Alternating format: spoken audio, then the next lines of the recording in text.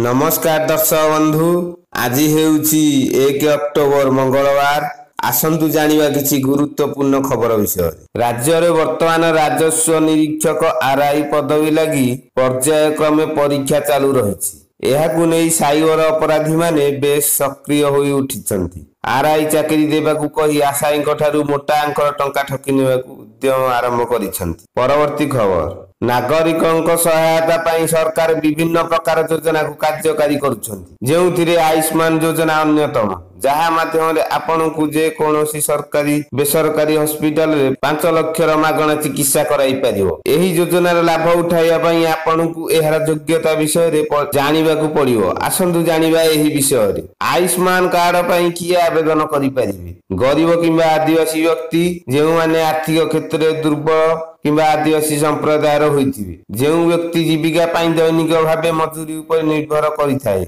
एपरि घर जेउथिरे विकलांग व्यक्ति शामिल थिबे। ग्रामीण क्षेत्र रे रहुथिबा लोक जेउ माने पाखे गुणात्मक स्वास्थ्य सेवा पई सुविधा नाही अनुसूचित जाति बा अनुसूचित जनजाति रो सदस्य एही समुदाय रो व्यक्ति मध्ये आवेदन करि परिबे। परवर्ती खबर डीलरଙ୍କ कार्यकाल सरकार बुद्धि करिया पर तेजिछि राजनीति। बीजेडी कहिछि मंत्री न जानि अनेक समय रे केवल बीजेडी को दोष देबाकू बयान देइथांती जहा ए कैबिनेट निष्पत्ति रु शासक दल रो मिछ धरा पड़ी जाइछि। साधारण बंटन व्यवस्था रे बेसरकारी डीलरଙ୍କ कार्यकाल 1.5 वर्ष बुद्धि करिसंती राज्य सरकार। परवर्ती खबर वर्तमान ओडिसा रे पियाज दर आकाश छुआ थिबा बेले प्रतिक्रिया रखिछंती खाद्य जोगाण और खाउटी कल्याण मंत्री कृष्णचंद्र पात्र। ओडिशा समेत भारत रो पियाज दर बुद्धि जारी रहिछि। वर्षा जोगु फसल नष्ट हेबा फल रे आज एभली परिस्थिति उपजिछि। खूब शीघ्र नुआ फसल आसीओ स्थिति मध्ये सुधुरिबो। परवर्ती खबर आगामी अक्टोबर 9 तारिख रे सुभद्रा योजना प्रथम किस्तिर द्वितीय 50 टका मिलिबो।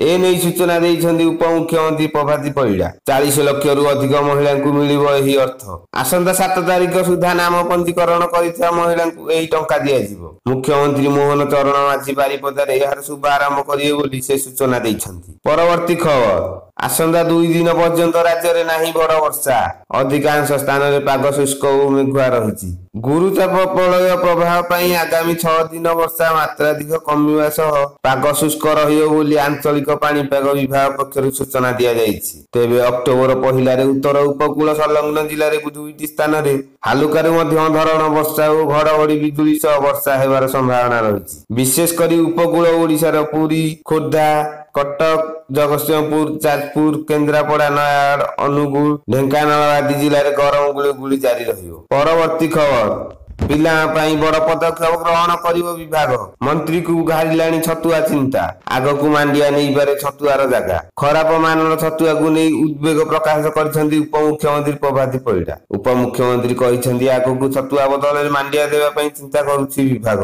परवर्ती खबर बांग्लादेश विपक्ष द्वितीय टेस्ट मैच रे भारत प्रथम इनिंग्स रे विस्फोरक बैटिंग करिछि। क्रीज को आसिया मात्रे चौका और छक्का वर्षा करिसंती बैटर। आउ एही टेस्ट क्रिकेट रे भारत दल गोटिए वर्ष रे सर्वाधिक छक्का मारी रेकर्ड करिछि। भारतीय दल 2024 रे ए पर्यंत 90 टी छक्का मारी सारिछि। एहा पूर्व टेस्ट मैच रे गोटिए वर्ष रे अधिक छक्का मारिबार रेकर्ड इंग्लैंड नाम रे थिला। इंग्लैंड रो खेलाड़ी मिसी 2022 रे मोट 89 टी छक्का मारी कीर्तिमान रचिथिले किंतु एबे भारतीय दल 90 टी छक्का मारी एहा रेकर्ड निज नाम रे करिछि। सबुठु बड़ कथा भारतीय खेलाड़ी कीर्तिमान मात्र 14 इनिंग्स रे हासिल करिछि। आगकू एही बळी भल भल अपडेट जानिया पई लाइक सब्सक्राइब एवं कमेंट करी हमकु जणांतु।